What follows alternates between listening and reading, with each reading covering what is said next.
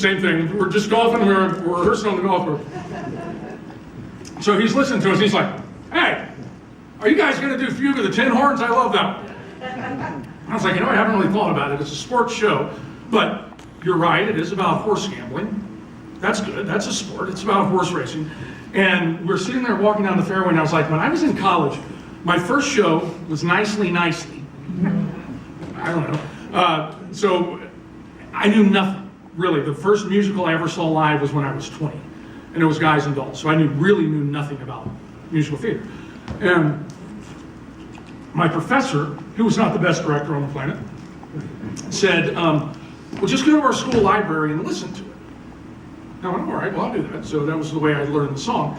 And my friends were saying, well, Frank Sinatra did it in the movie. And I was like, I don't know why Frank Sinatra would do it in the movie. It's a black musical, isn't it? There was a revival in 1978. That's the only recording we had in our library.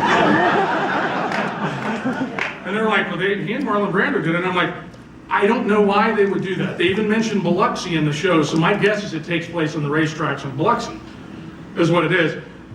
And they were like, no, and then my professor said, okay, well, just do it like you heard it on the tape.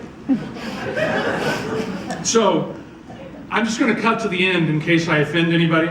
I actually worked with the Sarah who was on this tape, and I did for her what I'm about to do on stage, and she just about flipped out. I was gonna say she just about peed herself, but I didn't want to say it. I didn't want to sound crude from on stage. So if that was crude to anybody, forget all that. But she laughed so hard she couldn't believe it. So this was one of my first musical theater productions. It's Nicely Nicely in college. Oh boy. I got me a great horse for today. Yep, my horse will beat them all. I got the horse right here. The name is Paul Revere. And here's a guy that says if the weather's clear, can do. This guy says the horse can do. If he says the horse can do.